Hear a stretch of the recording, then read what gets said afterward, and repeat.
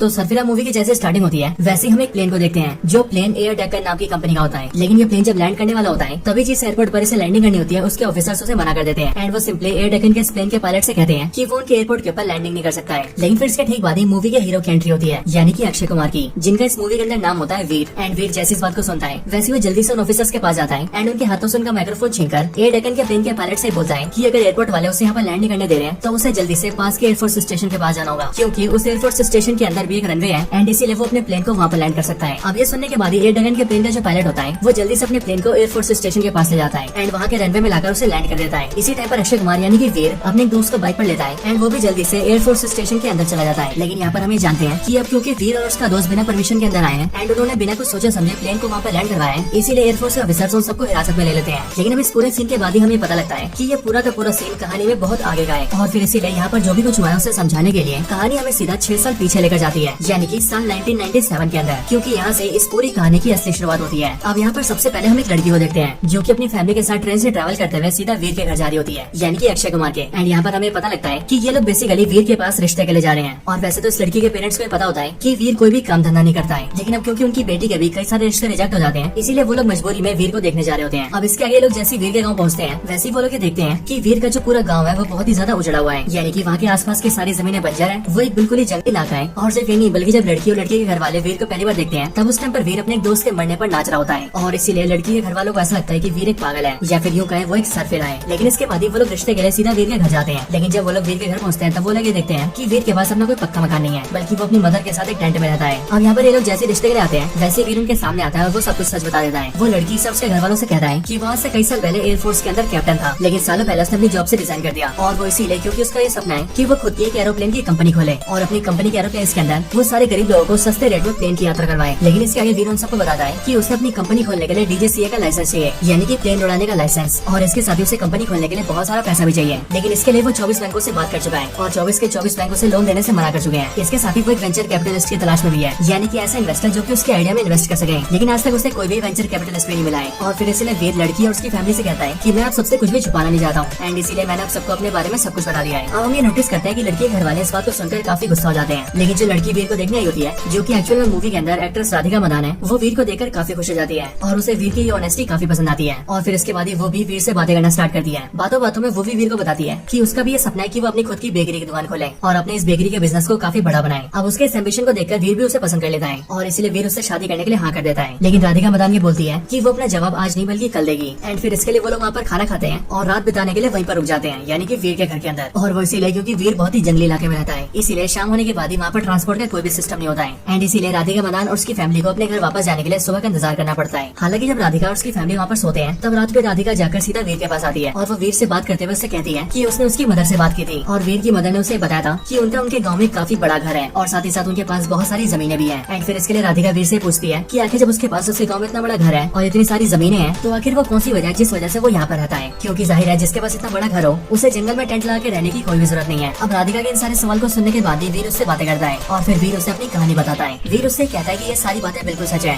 गाँव में उसका एक काफी बड़ा घर है एंड उसके पास काफी सारी जमीनें भी है और उनके गाँव में उनकी बहुत इज्जत है। आगे वीर बताता है कि उसके फादर एक टीचर थे और वो बहुत ही ज्यादा आदर्शवादी थे, इसीलिए वो अपनी जिंदगी बहुत ही उसूलों से जीते थे एंड दैट्स व्हाई पूरा गाँव उनकी इज्जत करता था। लेकिन काफी साल पहले हमारा गाँव काफी पिछड़ा था, ना तो हमारे गाँव में बिजली थी और न ही प्रॉपर ट्रांसपोर्ट सिस्टम था, यहाँ तक कि हमारे गाँव के पास तो कोई रेलवे स्टेशन भी नहीं था, इसीलिए वहाँ पर कोई ट्रेन भी नहीं रुकती थी और लोगों को ट्रेन पकड़ने के लिए भी बहुत दूर जाना पड़ता था। लेकिन मेरे पिता ने सालों तक सरकार को चिट्ठियां लिखी और उनसे गुजारिश की कि वो गांव को बिजली प्रदान करें और फिर उनके 20 सालों तक चिट्ठी लिखने के बाद ही सरकार ने उनकी मांगे सुन ली और उन्होंने हमारे गांव में बिजली दे दी। हालांकि सरकार ने हमारे गांव में बिजली तो दे दी थी, लेकिन बिजली के साथ साथ मेरे पिताजी ये भी अर्जी डालते थे कि हमारे गाँव में ट्रेन रुके, लेकिन गवर्नमेंट ने हमारी इस बात को कभी नहीं माना था। और वीर जब छोटा था तो वो बचपन से अपने फादर को ये चिट्ठियां लिखते हुए देखता था और वैसे तो बचपन में वीर अपने पिता के आदर्शों को बहुत मानता था, लेकिन जब धीरे धीरे करके वीर जवान हो गया तब उसने नोटिस किया कि उसके पिता की चिट्ठियां लिखने से कुछ भी नहीं होता है और इसीलिए वीर ने ये डिसाइड करा कि अगर उन सबको उनके गाँव में ट्रेन को रोकना है और गाँव के लिए रेलवे स्टेशन बनाना है तो उसके लिए सबको प्रोटेस्ट करना होगा। अब इसके लिए वीर अपने गाँव के कई सारे आदमियों को इकट्ठा करता है और सीधा ट्रेन की पटरी पर प्रोटेस्ट करता है और ट्रेन को चलने से रोकता है। लेकिन ये चीज वीर के फादर देख लेते हैं और इसीलिए वो पुलिस में कंप्लेन करके उन सबको वहाँ से हटवा देते हैं। और फिर इसीलिए जब वीर अपने घर वापस आता है तब उसके फादर उस पर बहुत गुस्सा होते हैं और वो वीर से कहते हैं कि उन्होंने हमेशा ही नॉन वायलेंस का यूज किया है, लेकिन आज वीर ने जो किया उसे दंगा करना कहते हैं और इसीलिए आइंदा से वीर को ऐसा कुछ भी नहीं करना होगा। लेकिन वीर जैसे अपने फादर की बात सुनता है वैसे वीर को बहुत ज्यादा गुस्सा आता है और वो अपने फादर को अपोज करते हुए उनसे कहता है कि उसके फादर ने जिंदगी भर नॉन वायलेंस को अपनाया और सालों तक सरकार को चिट्ठियां लिखते रहे, लेकिन इन सबसे कुछ भी नहीं हुआ और इसीलिए सरकार उनकी बातें तभी सुनेगी जब वो लोग इस तरह से प्रोटेस्ट करते रहेंगे। हालांकि इसके साथ ही वीर अपने फादर को कई सारी उल्टी बातें बोलता है एंड वो अपने फादर से ये भी बोल देता है कि वो असल में एक हारे हुए इंसान है जो कि अपनी लाइफ में कुछ भी नहीं कर पाए हैं। एंड फिर इसके लिए हम ये देखते हैं कि वीर के फादर को वीर की बातों से बहुत बुरा लगता है और इसीलिए वो वीर को चाटा मारते हैं एंड उसे घर से निकाल देते हैं। अब इसके बाद जब वीर के फादर उसे घर से निकाल देते हैं तब वीर सीधा एयरफोर्स को ज्वाइन कर लेता है और एयरफोर्स के अंदर एक काबिल ऑफिसर बन जाता है और फिर धीरे धीरे करके वीर एक कैप्टन बनता है एंड एयरफोर्स के अंदर एयरक्राफ्ट उड़ाने लगता है और वीर ऐसा करने में काफी बढ़िया होता है। इसी दौरान वीर के कई सारे दोस्त बनते हैं जिनमें से वीर के 2 दोस्त बहुत ही पक्के होते हैं और वो भी वीर की तरह एयरफोर्स के पायलट ही होते हैं। हालांकि इसी दौरान हम ये भी देखते हैं कि वीर को जब कभी भी मौका मिलता है तब वो अपने गाँव में अपनी मदर को चिट्ठी भेजता है और कभी कभी वो अपने घर वालों से बात करने के लिए फोन भी करता है। अब कुछ साल बाद एक टाइम ऐसा भी आता है जब वीर के फादर को अपने बेटे वीर की बहुत याद आती है एंड इसलिए वो वीर की मदर के साथ अपने बेटे से बात करने आते हैं। लेकिन वीर के फादर जैसे फोन पर आते हैं वैसे वीर के फोन कॉल का टाइम खत्म हो जाता है जिस वजह से फोन कॉल कट जाता है और वीर अपने फादर से बात नहीं कर पाता है। लेकिन वीर के फादर को ये देखकर ऐसा लगता है कि उसके बेटे वीर ने जानबूझकर फोन काट दिया है और वो इसीलिए क्योंकि वीर उनसे गुस्सा है एंड वो अपने फादर से बात नहीं करना चाहता है और फिर इस वजह से वीर के फादर को और ज्यादा बुरा लगता है। लेकिन तब भी वीर ये बताता है कि एयरफोर्स एकेडमी के अंदर उसकी जॉब काफी अच्छी चलती है एंड वो वहाँ पर काफी हैप्पी होता है। लेकिन इसके ठीक बाद हमें देखते हैं कि वीर और राधिका के पास राधिका के पेरेंट्स आ जाते हैं और अब क्योंकि राधिका रात के टाइम पर वीर के साथ बैठी होती है इसलिए उसके पेरेंट्स उसे अपने साथ ले जाते हैं एंड वीर की कहानी यहीं पर रुक जाती है। और फिर अगले दिन जब सुबह होती है तब राधिका अपने पेरेंट्स के साथ वहाँ से चली जाती है और जाने से पहले वो वीर से कहती है कि वो अपना जवाब बाद में देगी और वो इसीलिए क्योंकि वो ये चाहती है कि वीर का ये सपना है कि वो अपनी एविएशन की कंपनी खोले यानी कि एयरप्लेन्स की कंपनी। और इसके साथ ही राधिका ये खुद भी बताती है कि वो भी अपनी बेकरी खोलना चाहती है एंड इसीलिए वो ये कहती है कि उन दोनों को पहले अपने अपने सपने को पूरा करना चाहिए और फिर उसके बाद ही शादी के बारे में सोचना चाहिए। और फिर इसके बाद ही राधिका अपने पेरेंट्स के साथ वहाँ से चली जाती है। अब इसके कुछ टाइम बाद हम ये देखते हैं कि वीर अपनी कंपनी खोलने के लिए कई सारे और बैंकों के पास जाता है लेकिन हर जगह से वीर को यही सुनने को मिलता है कि वो बैंक वीर को लोन नहीं दे सकते हैं क्योंकि एज ऑफ कोर्स वीर के पास गिरवी रखने के लिए कुछ भी नहीं होता है। और इसके साथ ही जब जब वीर वीसीस के पास जाता है यानी कि वेंचर कैपिटलिस्ट के पास तो वो सारे वीसीस भी वीर से नहीं मिलते हैं और वीर सिर्फ और सिर्फ उनकी कंपनी के चक्कर काटता रह जाता है। हालांकि इसी टाइम पर हम ये भी देखते हैं कि एयरफोर्स के अंदर वीर के जो 2 दोस्त उसके पक्के दोस्त होते हैं उन्होंने भी वीर के साथ पार्टनरशिप कर ली होती है और इसीलिए उन्होंने भी सालों पहले वीर के साथ ही एयरफोर्स की जॉब को छोड़ दिया होता है। एंड अब इन तीनों का ये सपना होता है कि वो अपनी एविएशन की कंपनी को खोल के ही रहेंगे। इसके लिए वो दोनों भी वीर के साथ मिलकर बहुत मेहनत करते हैं और वीर और उसके दोनों दोस्त ये डिसाइड करते हैं कि उन्हें कोई और तरीका अपनाना होगा क्योंकि वो लोग अब तक बहुत सारे बैंकों से लोन मांग चुके हैं लेकिन किसी भी बैंक ने उन्हें कंपनी खोलने के लिए लोन नहीं दिया है। और इसके साथ ही उन्होंने जितने भी वीसी से बात करने की कोशिश की है उनमें से उनकी बात किसी से भी नहीं हुई है क्योंकि आज ऑफ कोर्स उन्हें किसी का अपॉइंटमेंट ही नहीं मिला है। एंड फिर इसके लिए वीर डिसाइड करता है कि अब वो सीधा उनसे मिलेगा जो उसके रोल मॉडल है। अब यहाँ पर हम सब ये जानते हैं कि जैज एयरलाइंस नाम से एक बहुत ही बड़ी एविएशन कंपनी होती है एंड उसके जो मालिक होते हैं उनका नाम होता है परेश गोस्वामी जो कि बेसिकली एक्टर परेश रावल होते हैं और यही वीर के रोल मॉडल होते हैं क्योंकि आज से बहुत साल पहले परेश गोस्वामी के पास भी कुछ भी नहीं था लेकिन उन्होंने अपनी मेहनत से अपनी जैज एयरलाइंस कंपनी खोली थी और उसे आज सबसे बड़ी एविएशन कंपनी बना दिया था। एंड इसीलिए वीर का भी सपना होता है कि वो भी परेश गोस्वामी की तरह अपनी एयरलाइंस कंपनी को चालू करे और गरीब लोगों को हवाई यात्रा कराने का जो उसका सपना है उस सपने को पूरा करे।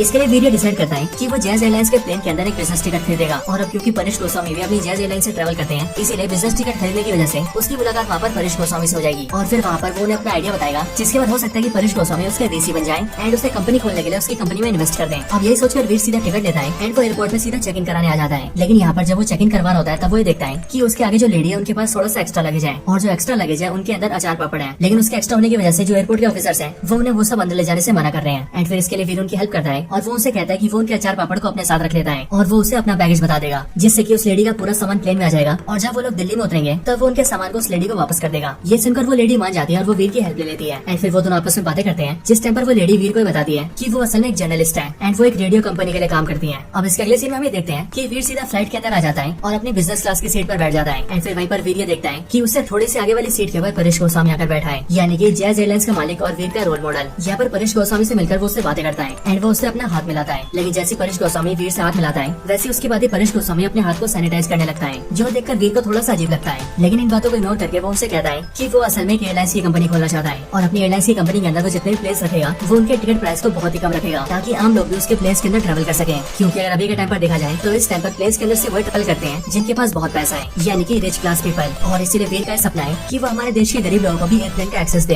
हालांकि परेश गोस्वामी जैसी वीर की बातों को सुनता है वैसे वो वीर से कई सारे काउंटर क्वेश्चन करता है और वो वीर से पूछता है कि आखिर वो सस्ते में टिकट कैसे देगा क्योंकि एज ऑफ कोर्स प्लेन के बहुत सारे खर्चे होते हैं। बट इसके लिए वीर उसे अपनी सारी बातें बताता है और वो परेश गोस्वामी को वो सारे तरीके बताता है जिनके जरिए वो अपने प्लेन के खर्चे को कम कर सकता है ताकि टिकट के प्राइस को सस्ता रखा जा सके। अब इन सबको सुनकर परेश गोस्वामी वीर से कहता है कि उसका आइडिया काफी बढ़िया है लेकिन इसके बाद ही वो उससे कहता है कि बेशक से उसका आइडिया कितना ही बढ़िया हो लेकिन तभी वो उसके आइडिया में इन्वेस्ट नहीं करने वाला और वो इसीलिए क्योंकि उसके हिसाब से जो एरोप्लेन है वो सिर्फ रिच पीपल के लिए है और सिर्फ अमीरों को एयरप्लेन के अंदर ट्रैवल करना चाहिए और अगर गरीब लोग एयरप्लेन के अंदर ट्रैवल करेंगे तो उससे अमीर लोगों को बहुत दिक्कत होगी और इसीलिए परेश गोस्वामी ऐसा कभी नहीं होने देगा। हालांकि वीर परेश गोस्वामी की जैसी इन बातों को सुनता है वैसे वो हक्का बक्का रह जाता है क्योंकि उसके लिए परेश गोस्वामी उसका रोल मॉडल था लेकिन आज जो वो उसके सामने गरीबी और अमीरी की बातें कर रहा था उन्हें सुनकर वीर को बहुत धक्का लगता है। लेकिन फिर तभी वीर ये समझ जाता होता है कि वो परेश गोस्वामी को जैसा आदमी समझता था वो बिल्कुल भी वैसा नहीं है, बल्कि असल में वो ऐसा इंसान है जो कि गरीब लोगों से बहुत नफरत करता है और इसीलिए वो चाहता है कि गरीब लोग कभी भी एरोप्लेन के अंदर ट्रैवल न करें। और फिर इन सारी बातों के बाद ही परेश गोस्वामी अपने गार्ड्स को बुलाता है और वो उससे कहता है कि वो सीधा वीर को उठाए और सीधा इकोनॉमी में डाल दे, क्योंकि वो इस टेबल्स के बगल में बैठा है, वो उसे बर्दाश्त नहीं है। लेकिन वीर उसके गार्ड से बहस करता है, वो सबसे कहता है कि उसने बिजनेस क्लास के टिकट को खरीदा है और इसलिए यहाँ पर बैठना उसका राइट है, क्योंकि ये सीट उसकी है। लेकिन वो जैसे ऐसा बोलता है वैसे हम ये देखते हैं कि परेश गोस्वामी उस प्लेन को वापस मोड़ लेता है और एरोप्लेन जो कि मुंबई से दिल्ली जाना होता है वो वापस मुड़कर मुंबई आ जाता है। और फिर वो वीर से कहता है कि उसे प्लेन से उतरना पड़ेगा, क्योंकि अगर वो प्लेन से नहीं उतरेगा तो फिर इस प्लेन में बैठा कोई भी आदमी अपने डेस्टिनेशन पर नहीं पहुंच पाएगा। और जब वो वीर को उतार होता है तब वो वीर से कहता है कि तुमने बिजनेस क्लास की टिकट खरीदी थी और इसीलिए बेशक से ये टिकट तुम्हारी थी, लेकिन ये पूरा का पूरा एरोप्लेन और पूरी की पूरी कंपनी मेरी है और इसीलिए अगर एयरप्लेन की इंडस्ट्री में कुछ भी करना है तो वो सिर्फ मैं ही करूंगा। हालांकि जब वीर को फिर से मुंबई के एयरपोर्ट के ऊपर उतार दिया जाता है तब वीर वहाँ से निराश होकर जा रहा होता है, लेकिन तभी वीर से मिलने के लिए एक आदमी आता है जो कि ये आदमी होता है, यानी कि एक्टर प्रकाश बेलावादी। और ये वीर से मिलकर वीर से कहते हैं कि वो भी परेश गोस्वामी के साथ ही प्लेन के अंदर थे और इसीलिए उन्होंने भी वीर का पूरा आइडिया सुना था और उन्हें वीर का आइडिया काफी पसंद आया था। लेकिन वो इस बारे में जानना चाहते हैं कि आखिर वीर अपने पूरे आइडिया को कैसे एग्जीक्यूट करेगा। अब इसके लिए वीर उनके साथ एक होटल में आता है जो कि काफी छोटा होटल होता है एंड वहाँ पर लाकर वो उन्हें सांभर डोसा खिलाता है। उसको स्वाद एक्टर प्रकाश को काफी पसंद आता है और फिर इसे खिलाकर वीर उन्हें समझाता है कि यहाँ बगल में एक 5 स्टार होटल है और वहाँ पर भी ऐसा सेम सांभर डोसा मिलता है, लेकिन जहाँ इस छोटे होटल के अंदर इसका रेट 20 रुपए है वहीं 5 स्टार होटल के अंदर इसका रेट 200 रुपए है। अब डिफरेंस समझाते हुए वीर उनसे कहता है कि ऐसा इसीलिए क्योंकि 5 स्टार होटल के खर्चे बहुत हैं, उनका स्टाफ, उनकी इलेक्ट्रिसिटी, उनका लेविश इंटीरियर और इस तरह के बाकी खर्चे, और ये जो छोटा होटल है इसके ऐसे कोई खर्चे नहीं है, इसीलिए वो लोग सेम खाने को सस्ते में दे पा रहे हैं। और फिर इसके आगे वीर कहता है कि हम भी अपने प्लेन के अंदर ऐसे करेंगे, हम कॉस्ट कटिंग करने के लिए वो सारी चीजें हटा देंगे जिसकी हमारे पैसेंजर्स को बिल्कुल भी नीड नहीं है, जैसे कि हम प्लेन के अंदर स्टाफ कम रखेंगे ताकि हमें कम फ्यूल को यूज करना पड़े और हम प्लेन के अंदर खाना, पानी और न्यूज़पेपर्स भी नहीं देंगे ताकि उससे भी हमारा कॉस्ट बहुत कमा सके एंड इन सब तरीकों से हम सस्ते में लोगों को ट्रैवल करवा पाएंगे। अब वीर की इन सारी बातों को सुनकर प्रकाश को उनका आइडिया बहुत पसंद आता है और फिर इसके लिए वो वीर को बुलाता है एंड उससे कहता है कि वो उसकी कंपनी में आ जाए और वहाँ पर आकर उसकी कंपनी के जितने भी इन्वेस्टर्स हैं उन सबके सामने अपनी कंपनी के बारे में सब कुछ बताए और अगर वहाँ पर सभी इन्वेस्टर्स को उसका आइडिया पसंद आता है तो समझो उसकी कंपनी के अंदर वो लोग इन्वेस्ट कर देंगे। अब ये खबर सुनकर वीर काफी खुश होता है और फिर इसके लिए वो सीधा राधिका से मिलने जाता है। राधिका से मिलकर उसे पता लगता है कि राधिका ने अपनी बेकरी खोल ली है एंड उसकी बेकरी काफी अच्छी चल रही है एंड फिर यहीं पर ही वीर राधिका से कहता है कि वो उससे शादी करना चाहता है और इसलिए वो चाहता है कि राधिका भी उसे जवाब दे, जिस पर राधिका उससे हाँ कर देती है और वो भी वीर से शादी करने के लिए तैयार हो जाती है, जिसके बाद ही वीर और राधिका दोनों की शादी हो जाती है। अब इसके बाद ही हमें देखते हैं कि वीर अपने दोनों दोस्तों के साथ मिलकर अपनी कंपनी के बारे में पूरी फाइल बनाता है और वो सीधा प्रकाश की कंपनी में जाता है और वहाँ आकर सारे इन्वेस्टर्स के सामने अपना आइडिया रखता है। अब इस मीटिंग के पूरा होने के बाद ही प्रकाश वीर से कहता है कि सारे इन्वेस्टर्स मान गए हैं और सभी को उसका आइडिया बहुत पसंद आया है और इसीलिए वो सब मिलकर वीर की कंपनी के अंदर इन्वेस्ट करने के लिए राजी हो गए हैं। अब यहाँ पर मीटिंग के अंदर वीर ने सारे इन्वेस्टर्स से बोला होता है कि वो यूएसए की कंपनी से बहुत ही सस्ते रेट्स में प्लेन खरीदने वाला है और इसीलिए उसे काफी कम दाम में कई सारे प्लेन्स मिल जाएंगे एंड इसके लिए यहाँ पर प्रकाश वीर से कहता है कि तुमने मीटिंग के अंदर जिन प्लेन्स की बात की थी तुम इन प्लेन्स को अभी खरीद लो और खरीद ना सको तो कम से कम एडवांस पेमेंट देकर उन प्लेन्स को ब्लॉक कर दो। और ऐसा इसीलिए क्योंकि इन्वेस्टर्स जो भी पैसा देंगे उस पैसे को आने में कम से कम 6 महीने लग जाएंगे, लेकिन अगर इन 6 महीनों के अंदर उस प्लेन वाली कंपनी ने किसी और को प्लेस भेज दी है तो तुम्हें और तुम्हारी कंपनी को काफी नुकसान हो सकता है, इसीलिए तुम किसी तरह से जल्दी से उन सारे प्लेस के लिए एडवांस बुकिंग कर लो। इसके लिए वीर उसे बताता है कि ऐसा करने के लिए 47 लाख रुपए लगेंगे, लेकिन वीर आगे ये भी बोलता है कि वो अपनी जमीन और घर को गिरवी रख देगा और इन पैसों का इंतजाम करके प्लेस को बुक कर लेगा और सिर्फ बुकिंग नहीं बल्कि उन्हें मलेशिया में लाकर उनकी पेंटिंग वगैरह करके तैयार कर देगा। ये सुनने के बाद प्रकाश उससे कहता है कि तुम इन 6 महीनों के अंदर ये सारा काम कर दो और साथ ही साथ तुम डीजीसीए का लाइसेंस भी ले आओ, क्योंकि उसके बाद ही तुम अपनी कंपनी खोल पाओगे और फिर जैसे तुम डीजीसीए का लाइसेंस लोगे और अपने प्लेस को तैयार कर लोगे वैसे उसी टाइम पर इन्वेस्टर से तुम्हें पैसा मिल जाएगा और फिर तुम उसके बाद सिंपली प्लेस की पेमेंट करना और अपनी कंपनी को स्टार्ट कर देना। अब इन सब बातों से वीर काफी खुश होता है और इसीलिए वो सबसे पहले अपने घर और जमीन को गिरवी रखता है और जल्दी से पैसे लेकर प्लेस को बुक कर लेता है और उनकी पेंटिंग के लिए उन्हें मलेशिया भेज देता है। लेकिन इसके बाद ही जब वो डीजीसी के ऑफिस जाता है ताकि उसे डीजीसी का लाइसेंस मिल सके तभी वो देखता है कि डीजीसीए यानी कि director general of civil aviation उसे बहुत ज्यादा भगाता है और 2-3 महीने बीतने के बाद भी वो उससे मीटिंग करनी करता है और जब भी वीर उससे मिलने आता है तब हमेशा वो वीर को अपने ऑफिस के बाहर बिठाकर भेज देता है। अब इन सबसे वीर काफी ज्यादा फ्रस्ट्रेट हो जाता है और फिर इसके लिए वीर अपनी उसी जर्नलिस्ट फ्रेंड से मिलता है जो कि उससे प्लेन के अंदर मिली थी। वीर को पता लगा होता है कि हमारे देश के जो प्रेसिडेंट है यानी कि डॉक्टर एपीजे अब्दुल कलाम वो कुछ दिनों बाद स्टूडेंट्स के साथ इंटरेक्शन करने वाले हैं और इसीलिए वीर उस जर्नलिस्ट से कहता है कि वो उसे अपने साथ वहाँ पर लेकर जाए ताकि वीर वहाँ पर जर्नलिस्ट बनकर घुस जाए और फिर वो सीधा प्रेसिडेंट से बात करें ताकि वो उसे लाइसेंस दिलवाने में हेल्प कर सके। अब इसके लिए उसकी दोस्त मान जाती है और वो सीधा उसे प्रेसिडेंट के पास ले जाती है। वीर जब प्रेसिडेंट के पास आता है तब वो किसी तरह से प्रेसिडेंट से बात कर लेता है एंड वो उनसे कहता है कि वो बस उनसे 5 मिनट बात करना चाहता है। ये सुनकर प्रेसिडेंट मान जाते हैं and doctor APJ Abdul Kalam वीर को और उसकी जर्नलिस्ट फ्रेंड को अपने साथ अंदर ले जाते हैं। यहाँ पर प्रेसिडेंट के सामने आने के बाद ही वीर उन्हें अपने बारे में बताता है एंड वो उनसे ये भी कहता है कि वो अपनी खुद के एरोप्लेन की कंपनी खोलना चाहता है जिसके अंदर वो गरीब लोगों को एरोप्लेन में ट्रैवल करवाना चाहता है। लेकिन ये सब कुछ जानने के बाद ही डॉक्टर एपीजे अब्दुल कलाम उससे कहते हैं कि आखिर वो ये सब करना क्यों चाहता है, क्योंकि हर किसी के कुछ न कुछ करने के पीछे कोई ना कोई मोटिव होता है और इसीलिए ऐसा करने के पीछे वीर का क्या मोटिव है। ये सुनने के बाद ही वीर उन्हें अपनी स्टोरी बताता है और वो डॉक्टर एपीजे अब्दुल कलाम से कहता है कि असल में जब वो एयरफोर्स के अंदर था तब अपनी ड्यूटी करने के दौरान उसे एक दिन उसकी मदर का फोन आता है जो कि वीर को बताती है कि उसके फादर की तबीयत 2 हफ्तों से बहुत ज्यादा खराब है और अब शायद से ऐसा भी हो सकता है कि उसके फादर की मौत भी हो जाए एंड इसीलिए वीर के फादर हमेशा ही बोलते रहते हैं कि वो वीर को देखना चाहते हैं, वीर से मिलना चाहते हैं एंड फिर इसके लिए वीर की मदर फोन पर वीर से कहती है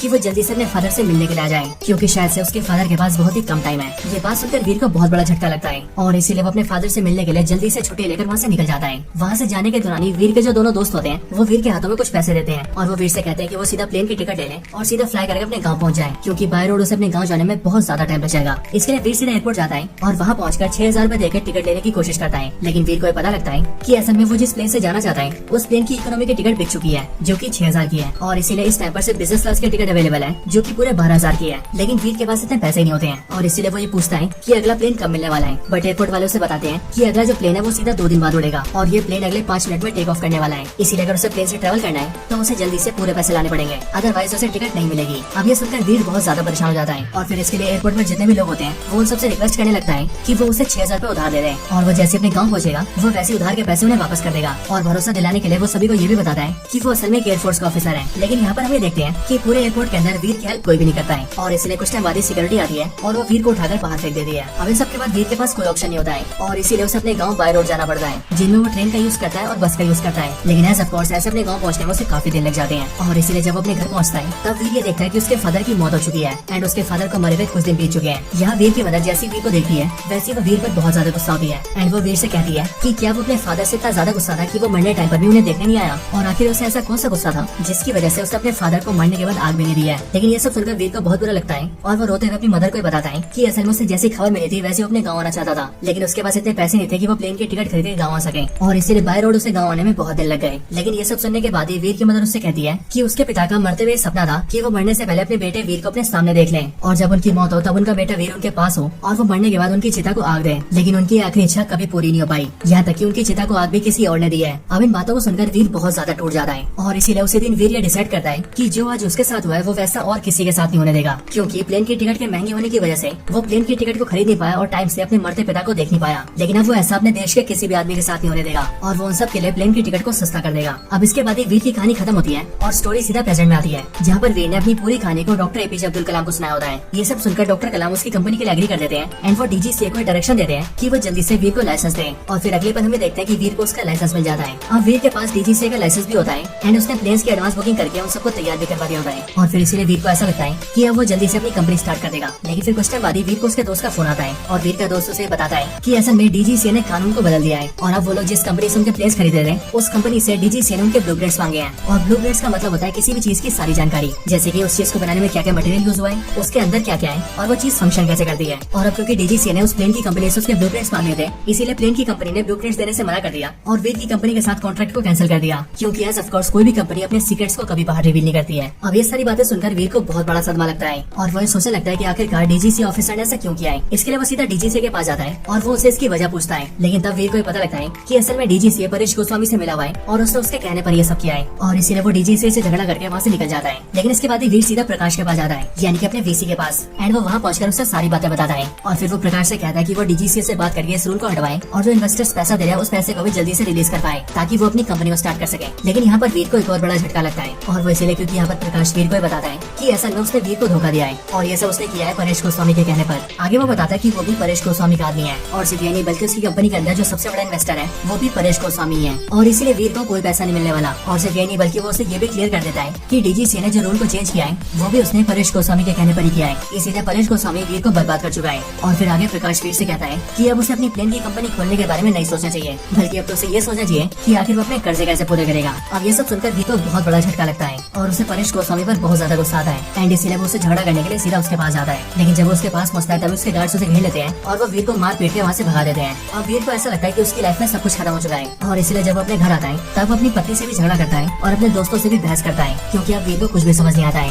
लेकिन फिर वो धीरे धीरे करके सारी चीजों को एक्सेप्ट करने लगता है और फिर उसी दौरान उसे ये भी पता लगता है कि वीर की वाइफ प्रेग्नेंट है एंड इसीलिए वीर को थोड़ी सी खुशी भी होती है। अब एक दिन वीर ये देखता है कि सुबह सुबह उसकी वाइफ छत पर बहुत सारी छोटी छोटी चिड़ियों को दाना दे रही है और इसीलिए वीर उसे देखने आता है। लेकिन यहाँ पर वीर ये नोटिस करता है कि उसकी वाइफ जब बर्ड्स को दाना डाल रही होती है तब वहाँ पर बहुत सारी छोटी छोटी चिड़िया भी दाना खाने आती है और कई सारे बड़े बड़े कबूतर भी दाना खाने आते हैं। और इसीलिए उन सबको देखकर वीर ये कहता है कि ये जो सारे बड़े पक्षी हैं इन्हें ज्यादा खाने की जरूरत पड़ती है और इसीलिए ये लोग ऊंचा भी उड़ते हैं। लेकिन जो ये छोटी छोटी चिड़िया है ये ज्यादा ऊपर नहीं उड़ती बल्कि थोड़ा नीचे उड़ती है और इनका साइज भी काफी छोटा होता है और इसीलिए इनका पेट बहुत ही कम खाने में भर जाता है। एंड फिर ये सब सोचकर वीर को एक बहुत ही बड़ा आइडिया आता है, जिस आइडिया के अंदर वो डिसाइड करता है कि अब वो नॉर्मल पैसेंजर्स प्लेन को यूज नहीं करेगा, क्योंकि एज ऑफ कोर्स वो सारे पैसेंजर प्लेन्स काफी बड़े होते हैं और वो बहुत ऊपर उड़ते हैं, इसीलिए ज्यादा ग्रेविटी होने की वजह से उनमें ज्यादा फ्यूल डालना पड़ता है। एंड इसीलिए वीर ये डिसाइड करता है कि अब से वो अपने लिए कार्गो प्लेन्स का यूज करेगा और कार्गो प्लेन्स के अंदर अपने पैसेंजर्स को बिठाएगा। और अब क्योंकि कार्गो प्लेन्स काफी छोटे होते हैं एंड वो ज्यादा ऊपर नहीं उड़ते हैं, इसीलिए उनका काम कम फ्यूल में चल जाता है। अब वीर सीधा इस आइडिया अपने दोस्तों को बताता है और फिर अमेरिका की ऐसी कंपनी से बात करता है जिस कंपनी के पास बहुत सारे कार्गो प्लेन्स होते हैं एंड फिर वो उनसे डील करके पार्टनरशिप कर लेता है और उनके कार्गो प्लेन्स को यूज करने के लिए उन्हें मान लेता है।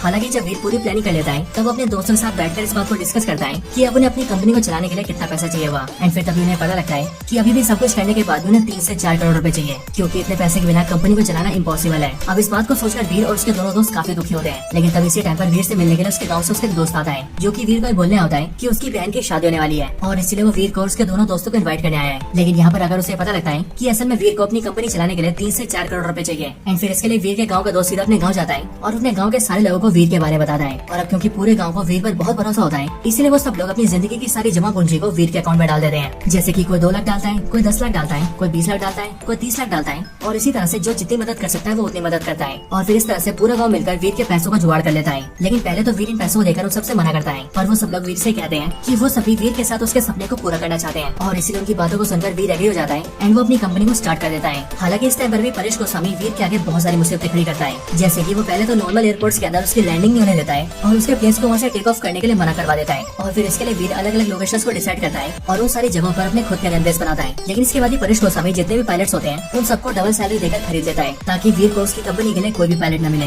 लेकिन तब भी वीर हार नहीं मानता है और वो अपने एयरफोर्स वालों से कॉन्टेक्ट करता है और एयरफोर्स के जितने भी रिटायर्ड पायलट होते हैं वो उन सबको रिक्रूट कर लेता है, क्योंकि जो नॉर्मल पायलट होता है उसकी रिटायरमेंट एज होती है 61 और एयरफोर्स के पायलट्स की रिटायर एज होती है 57 एंड इसीलिए एयरफोर्स के जो पायलट है वो 4 साल तक और फ्लाई कर सकते हैं और वीर उन सबको अपने प्लेन्स को उड़ाने के लिए ले आता है। अब इसके बाद हमें पता लगता है कि वीर की एयरप्लेन कंपनी का नाम एयर डेक्कन होता है और अपनी एयर डेक्कन कंपनी के अंदर वीर टिकट प्राइस को 1 रुपए से स्टार्ट करता है। मतलब कि प्री बुकिंग के अंदर आपको टिकट 1 रुपए की मिलेगी और जिस तरह से धीरे धीरे करके आप लेट करेंगे और ट्रेवल टाइम के आसपास आते जाएंगे तब धीरे धीरे करके टिकट के प्राइस महंगे होते जाएंगे। लेकिन तब भी टिकट के जो दाम होते हैं वो 1500-2000 से ज्यादा नहीं होते हैं, ताकि जो भी लोग ट्रेन में ट्रेवल कर पा रहे हैं वो सब लोग कल को प्लेन में भी ट्रेवल कर सके। अब इन सब के बारे में इंडिया का एविएशन मिनिस्टर भी देखता है और इसीलिए वो भी वीर से मिलने आता है एंड वो वीर की इस कंपनी की बहुत तारीफ करता है। इसके बाद ही वीर अपनी पहली फ्लाइट उड़ाता है और उस फ्लाइट के अंदर वीर खुद भी बैठता है और एविएशन मिनिस्टर भी आकर बैठता है। लेकिन हम ये जानते हैं कि परेश गोस्वामी इस प्लेन के अंदर गड़बड़ी करवा देता है, जिस वजह से जैसे प्लेन स्टार्ट होता है और थोड़ा आगे चलता है वैसे एक तरफ के इंजन से धुआं आने लगता है और धीरे धीरे करके प्लेन आग पकड़ लेती है, जिसके बाद सभी लोगों को धीरे धीरे करके जल्दी से प्लेन से उतारा जाता है और एविएशन मिनिस्टर भी वहाँ से जल्दी से निकल जाता है। लेकिन ये पूरी बातें मीडिया में हाईलाइट हो जाती है और सब लोगों को ये लगता है कि एयर डेक्कन कंपनी फेल हो चुकी है। और सिर्फ ये नहीं बल्कि इसके साथ ही परेश गोस्वामी सीधा मीडिया के सामने आता है एंड वो भी सबको डराते हुए बोल देता है कि वीर असल में एक पागल इंसान है जो कि बहुत ही घटिया क्वालिटी के प्लेन्स में सभी लोगों को ट्रैवल करवा रहा है और उसे किसी की भी जान की कोई परवाह नहीं है, इसलिए कोई भी एयर डेक्कन कंपनी में ट्रैवल न करे। लेकिन ये सब देखकर वीर भी मीडिया के सामने आता है और वो भी सबके सामने क्लैरिटी देता है एंड वो ये साबित कर देता है कि जो हादसा हुआ है उसको उसका और उसकी कंपनी की कोई गलती नहीं थी। इसके साथ ही वीर पब्लिक को ये भी बताता है कि गवर्नमेंट के जितने भी स्टैंडर्ड्स हैं और जितने भी टेस्ट हैं उसकी कंपनी ने वो सारे टेस्ट पास कर रखे हैं, इसीलिए उसके सारे प्लेन्स बिल्कुल सिक्योर और सेफ हैं और इसीलिए सभी लोग बड़े आराम से उसके प्लेन में ट्रैवल कर सकते हैं। लेकिन फिर इसके आगे वीर ये बोलता है कि अगर अभी भी किसी को भरोसा नहीं है तो वो फ्लाइट की और टेस्टिंग करेगा और उन फ्लाइट्स के अंदर अपनी मदर, अपनी वाइफ और अपनी बेटी को भी ट्रैवल करवाएगा। और वीर की बेटी अभी 8 दिन पहले पैदा हुई होती है। लेकिन इसके साथ ही वीर टिकट्स को ओपन कर देता है और वो सभी से कहता है कि जो भी लोग टिकट्स को बुक करना चाहते हैं वो लोग बुक कर सकते हैं। इसके लिए वीर का जो दोस्त होता है वो एक सॉफ्टवेयर से वेबसाइट डेवलप करता है ताकि वहाँ से सभी लोग प्लेन की टिकट्स को बुक कर सकें। और फिर इसके बाद ही वीर अलग अलग शहरों के अंदर अपने प्लेन्स को डिप्लॉय कर देता है और खुद मुंबई में आ जाता है और वहाँ के प्लेन के सामने इस बात का इंतजार करने लगता है कि जल्दी से वहाँ पर लोग आएंगे और वो सब उसके प्लेन में ट्रैवल करेंगे। लेकिन कुछ टाइम बाद ही वीर को पता लगता है कि उसके प्लेन में जाने के लिए किसी ने भी बुकिंग नहीं की है एंड इसीलिए वीर बहुत ज्यादा निराश हो जाता है। लेकिन जब वीर निराश होकर वहाँ से वापस जा रहा होता है तभी उसका वो दोस्त जिसने वेबसाइट बनाई होती है वो भागता हुआ वीर के पास आता है और वो वीर को बताता है कि जो भी हुआ है वो उसकी गलती है, क्योंकि असल में उसने जो बुकिंग की वेबसाइट बनाई थी उस पर मुंबई से बहुत सारे लोगों ने बुकिंग की थी, लेकिन वेबसाइट के ग्लिच की वजह से उन सबकी टिकटें कैंसिल हो गई थी। इसलिए हमें ऐसा लग रहा था कि किसी ने भी टिकट बुक नहीं किया, लेकिन असल में हजारों लाखों लोगों ने टिकट बुक की थी। और इसीलिए अगर मुंबई के अलावा दूसरे शहरों की बात करें तो बाकी दूसरे शहरों में जहाँ उनके प्लेस फ्लाई करने वाले थे उन सभी जगहों पर टिकटें बुक हुई है और सिर्फ टिकटें बुक नहीं हुई है बल्कि सारे प्लेस की टोटल सीटें बुक हुई है और उनके प्लेस में बहुत सारे लोगों ने ट्रैवल किया है। एंड फिर इसके कुछ टाइम बाद हमें पता लगता है कि वीर का दोस्त जो बातें कह रहा है वो बिल्कुल सही है, क्योंकि दूसरे शहरों में उनकी कंपनी के जो भी प्लेस होते हैं वो सब के सब सक्सेसफुली उड़ते हैं और जहाँ जहाँ उन्हें जाना होता है वहाँ पर लैंड करते हैं। एंड इस तरह से एयर डेक्कन कंपनी के जितने प्लेस होते हैं उन सबकी पहली उड़ान बिल्कुल सक्सेसफुल होती है और अब इसीलिए ये सब जानकर वीर को बहुत ज्यादा खुशी होती है एंड वीर ये समझ आता है कि आज उसका सपना पूरा हो चुका है। लेकिन फिर कुछ टाइम बाद ही वीर को एक फोन कॉल आता है जो फोन परेश गोस्वामी का होता है और परेश गोस्वामी वीर से कहता है कि उसने न्यूज पर उसके प्लेस के बारे में देखा है और अब वो जानता है कि उसके सारे प्लेन सक्सेसफुली फ्लाई कर रहे हैं एंड इसीलिए वो वीर को ऑफर देता है कि वो उसकी कंपनी के अंदर उसका पार्टनर बनना चाहता है एंड वो भी उसकी कंपनी में इन्वेस्ट करना चाहता है। लेकिन इस बार वीर उस पर गुस्सा होता है और वो परेश गोस्वामी को ना कहकर उसका फोन काट देता है एंड फोन काटने से पहले वो परेश गोस्वामी से कहता है कि अब वो चाहे जितना भी रोक ले, लेकिन तब भी अब से इस देश का गरीब से गरीब आदमी भी हवा में उड़ेगा और अब कोई भी उन्हें उड़ने से रोक नहीं पाएगा। एंड फिर वीर के ये सब बोलने के बाद ही हमें देखते हैं कि ये मूवी खत्म हो जाती है।